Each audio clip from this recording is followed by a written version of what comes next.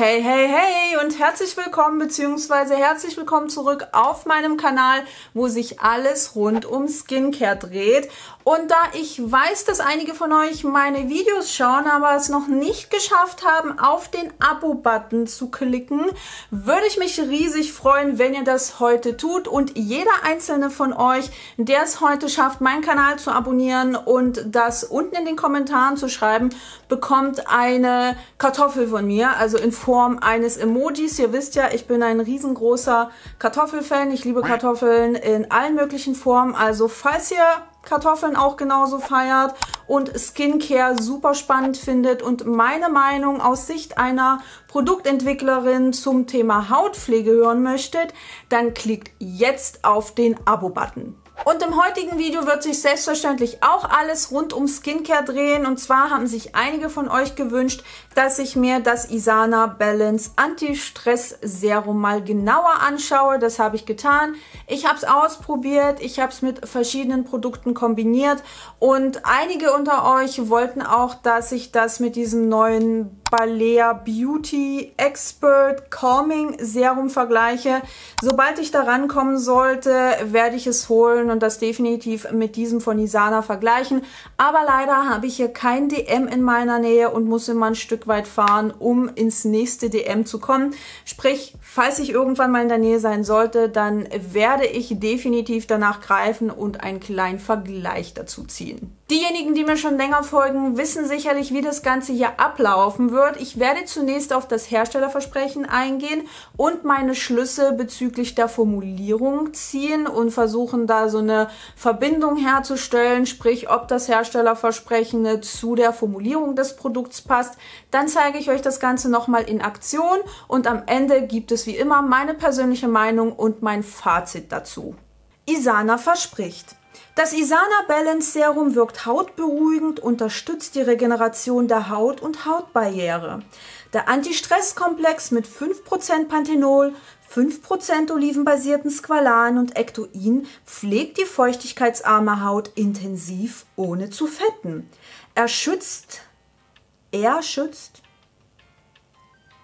Ach so, der Anti-Stress-Komplex. Okay, sorry nochmal. Er schützt vor Stressfaktoren und unterstützt die hauteigenen Reparaturprozesse geschädigter und beanspruchter Haut. Okay, dann werfen wir mal einen Blick auf die Inhaltsstoffe und das erste, was man erkennen kann, ist Panthenol und dieser Inhaltsstoff kann feuchtigkeitsbindend, aber auch reizlindernd wirken und in der angegebenen Konzentration von 5% wird man es auch sicherlich schaffen, diese Effekte anzustreben. Dann ist auch noch Squalan drin, das solltet ihr keinesfalls mit Squalen verwechseln.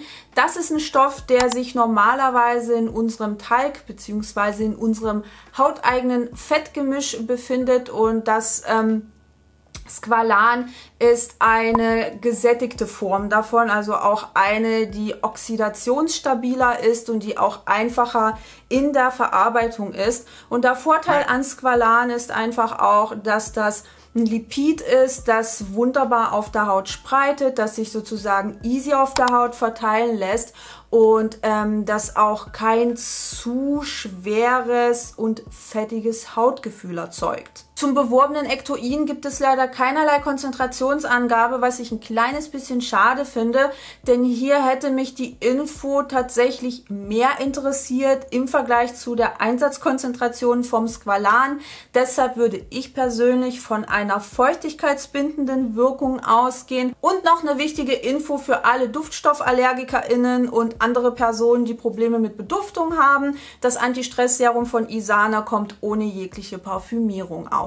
Das Isana Balance Serum wird den eigenen Versprechen in großen Teilen gerecht und was ich auch richtig cool finde, ist die Tatsache, dass hier 2 Actives enthalten sind, die besonders EinsteigerInnen-freundlich sind, wie zum Beispiel Panthenol, aber auch Ectoin. Und falls ihr euch zu dem Thema noch ein bisschen näher einlesen möchtet, also zu Actives für EinsteigerInnen. Ich habe dazu einen Blogpost verfasst, aber auch eine Podcast-Folge aufgenommen und da gehe ich auch nochmal explizit auf andere Inhaltsstoffe ein und habe auch noch so ein paar Produktempfehlungen parat. Also falls euch das Ganze näher interessieren sollte, ich packe euch die Links wie immer unten in die Infobox. Dann komme ich jetzt mal zu meiner persönlichen Meinung und meiner persönlichen Erfahrung mit dem Isana Balance Serum. Und ich muss sagen, dass das für Drogerieverhältnisse ein solides, ein gutes Produkt ist. Also vor allem für Leute, die nur in der Drogerie einkaufen gehen und jetzt keine 15, 20 Euro locker haben, aber eben Ausschau halten nach Produkten, die parfümfrei sind. Und dafür ist das auf jeden Fall ein solides und gutes Produkt. Aber das ist jetzt für mich persönlich kein Skincare-Produkt, das ich richtig großartig finde. Also ich mag auch angenehme Texturen auf meiner Haut und ja, das ist dieses Serum einfach nicht. Also es lässt sich zwar easy verteilen und ich benutze das auch immer über Gesichtswasser, damit sich das Ganze noch ein bisschen besser einarbeiten lässt. Aber ich finde einfach, dass es so ein bisschen komisch antrocknet. Ähnlich wie dieses Isana BHA Peeling Konzentrat, zu dem ich ja auch ein Video gemacht habe. Es ist zwar nicht so extrem im Vergleich zu dem Isana BHA Peeling, aber man merkt schon, dass da wie ein leichter Film auf der Haut aufliegt. Und wenn man weitere Produkte darüber layert, dann wird das wieder so leicht schleimig und dezent stärkehaltig, was ich persönlich jetzt nicht so mag. Also dieses Produkt ist irgendwie immer spürbar auf der Haut und wenn man es nicht ordentlich einarbeitet, also das habe ich zumindest festgestellt, wenn man es an manchen Stellen jetzt nicht so gleichmäßig eincremt und in die Haut einarbeitet, dann ballt sich das so komisch zusammen und Produkte, die man da drüber aufträgt, rollen sich so ein bisschen ab. Und was auch interessant ist für alle, die Klebrigkeit nicht so gerne mögen, dieses Serum ist nach dem Antrocknen dezent klebrig. Ich vermute mal, dass es am Panthenol liegt, denn wenn man das in dieser Konzentration in einem Skincare-Produkt verarbeitet, dann kann das einfach zu einer gewissen Klebrigkeit führen. Das ist relativ normal bei diesem Rohstoff, aber ansonsten fühlt sich das Serum relativ leicht an. Es lässt sich auch gut verteilen. Es ist schön wässrig, weil das auch eine Öl-Wasser-Emulsion ist. Das heißt, hier ist der Lipidanteil nicht so hoch im Vergleich zu dem Wasseranteil und dadurch ist dieses Produkt einfach auch nicht zu schwer und nicht zu fettig auf der Haut. Allerdings muss ich wirklich die Verpackung bemängeln, denn diese Form des Produkts gehört meiner Meinung nach in einen Pumpspender. Ich weiß, Pumpspender sind relativ teuer, aber diese Emulsion ist einfach so dick von der Konsistenz, dass sie eher an eine Creme erinnert und da passt das mit dem Dropper einfach hinten und vorne nicht.